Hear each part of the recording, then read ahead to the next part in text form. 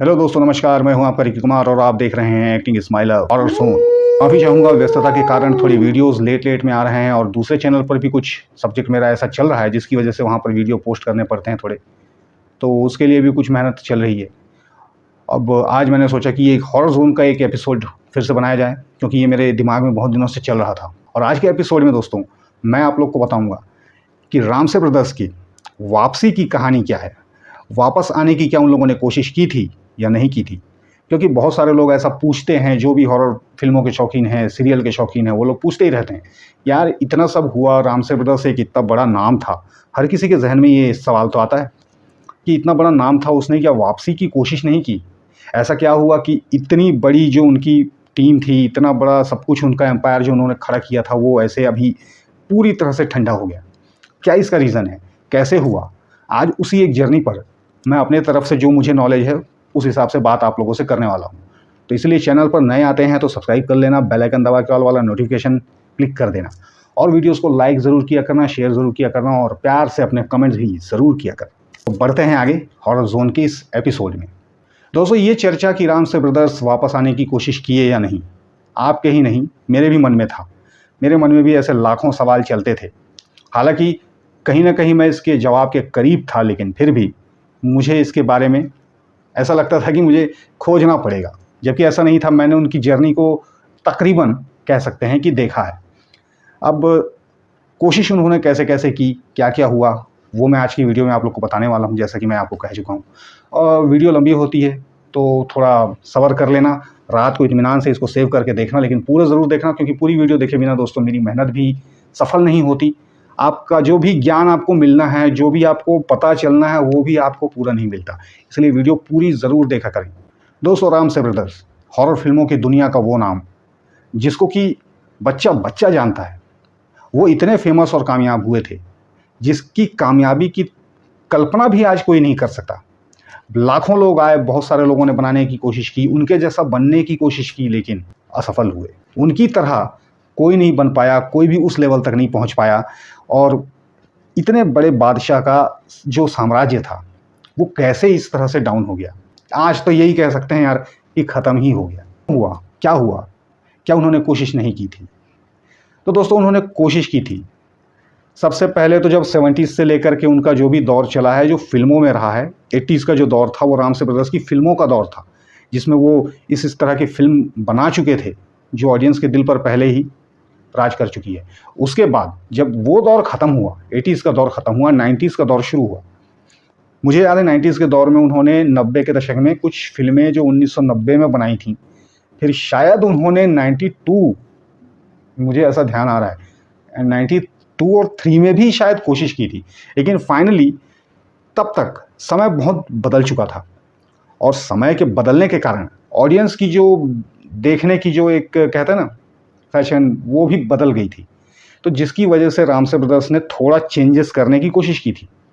अब उन चेंजेस में वो वाली बात नहीं थी जो लोग, जो 80s के जो लोग देखते थे, जो उनको पसंद करते थे। रामसे ब्रदर्स ने फिर एंट्री मारी वहाँ को छोड़ कर के टीवी में। टीवी में जब वो आए 93 में, तो ज़ी हॉरर शो नाम का मशहूर सीरियल लेकर आए, जो हम सबका फ़ेवरेट है, आप सबका फ़ेवरेट है। मेरा तो बहुत ज़्यादा है। उसमें उनकी जो सोच थी रामसे ब्रदर्स की, जिसमें वो सही साबित हुए। ये डिसीजन उनका बहुत सही था कि वो टीवी में आए। टीवी में आने के बाद, क्योंकि उसका एक रीज़न ये था कि पहले टीवी पर एक भी ऐसा शो नहीं था। यकीन मानेंगे आप, रामसे ब्रदर्स ने ही इस चीज़ को शुरू किया, हॉरर शो। वरना इसके पहले शायद कोई हॉरर शो नहीं आता था कभी भी टीवी में।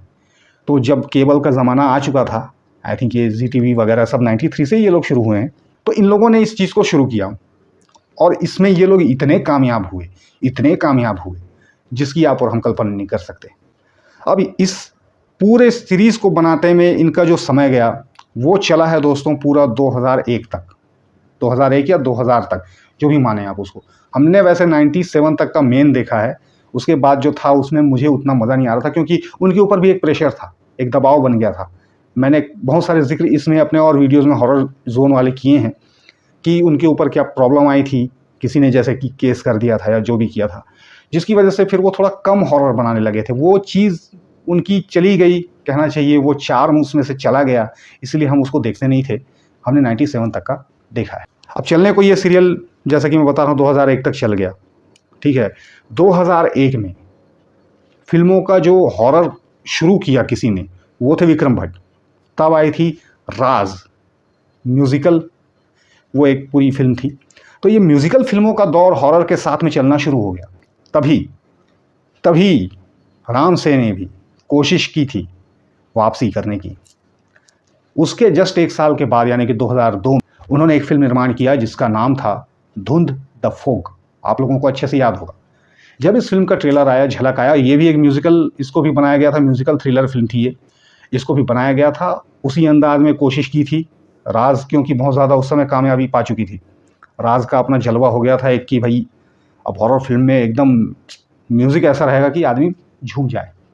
इसमें भी उन्होंने डाला म्यूज़िक, इसके अच्छे थे। विजू शाह का म्यूज़िक था। विजू शाह के म्यूज़िक यार बहुत अच्छे होते थे, बहुत ही धमाल म्यूज़िक होता था। उनके म्यूज़िक में एक अलग से बेस आता था। तो ये फिल्म जो थी, इसके गाने अच्छे थे, काफ़ी गाने प्रचलित हुए। जब इस फिल्म का पहला झलक उस समय आया, ट्रेलर कह लें उसको, टीज़र कह लें, जो भी उस ज़माने में जब आया, तो जो रामसे ब्रदर्स के फ़ैन थे ना पुराने, उन सबके दिल में एक आस जग गई। और एक बहुत ही इंटरेस्टिंग बात हुई जो मैं आप लोगों को बता रहा हूँ। इस फिल्म को जब झलक सब लोगों ने देखा, आप देखिए इसमें लिखा हुआ था म्यूजिकल थ्रिलर, लेकिन ज़्यादातर लोगों को इस बात की भनक नहीं थी कि ये थ्रिलर फिल्म बना रहे हैं, ये हॉरर फिल्म नहीं है। राम से का नाम सुनते ही और फिर इतने दिन के बाद वो फिल्म में आ रहे हैं करके सबके मन में ये था, नहीं ये हॉरर फिल्म है, ये हॉरर फिल्म है। और उसका झलक भी कुछ इस तरह से कुछ सीन्स दिखाए गए थे जिसको देख करके लग रहा था कि ये हॉरर फिल्म है, मगर वो हॉरर फिल्म नहीं थी, वो एक थ्रिलर फिल्म थी। और वो भी जी हॉरर शो का उनका एक एपिसोड था, ऐसे ही थ्रिलर एपिसोड था, वो भी उसमें भूत नहीं था। उसी से इंस्पायर, जैसे कि राम से ब्रदर्स अपने ही कहानियों को रिसाइकल करते हैं, वो इस फिल्म को भी उसी से इंस्पायर, उसी एपिसोड के हिसाब से बनाए थे। अब जिन लोगों ने बहुत ज़्यादा डीपली देखा होगा उनको तो मालूम होगा कि वो कौन सा एपिसोड था, क्या था। मैंने देखा है, मुझे नाम याद नहीं आ रहा है, लेकिन वो वही था। अब उसके बाद प्रॉब्लम ये हो गई दोस्तों कि जब ये फिल्म रिलीज़ हुई, सब लोग देख के आए, सबको जो जोश था वो ख़त्म हो गया। क्योंकि एक तो राम से ब्रदर्स ने आज के हिसाब से बनाने की कोशिश की, उसमें वो थोड़ा मतलब कहना चाहिए उतने कामयाब नहीं हो पाए। और वो फिल्म जो थी वो एवरेज उसका बिजनेस हुआ उस ज़माने में। वो फिल्म अच्छी खासी हिट हो जाती, लेकिन उसके साथ में प्रॉब्लम ये होने लगी, जैसे कि जो भी देख के आता था, अगला बंदा उससे पूछता था क्यों भाई कैसी फिल्म है, वो सामने वाला आके बता देता नहीं यार हॉरर नहीं है। तो हॉरर नहीं है जैसे ही सुनता था ना, तो इसका अपना मन चेंज हो जाता था। इसीलिए उस फिल्म को फिर लोग देखने नहीं पहुँचे और उसने एवरेज कमाई की। बाकी उम्मीद थी कि ज़्यादा अच्छी कर जाए, लेकिन उसके लिए उस फिल्म का हॉरर होना ज़रूरी था, जो कि वो फिल्म हॉरर नहीं थी। इसीलिए लोगों का मन थोड़ा उससे हट गया। फिर सन 2002 के बाद राम से ब्रदर्स ने फिर से एक कोशिश की, और इस बार इस कोशिश में वो काफ़ी हद तक मेरे ख्याल से सफल रहे थे। ये कोशिश उन्होंने की थी, दोस्तों अगर कहीं कोई बीच में मिस हो रहा होगा तो आप लोग मुझे करेक्ट कर देना उसमें। मुझे जहाँ तक याद आ रहा है कि 2002 के बाद उन्होंने एक फ़िल्म और बनाई थी जो कि 2006 में रिलीज़ हुई थी, जिसका नाम था आत्मा। और ये फ़िल्म मैं नहीं देख पाया हूँ।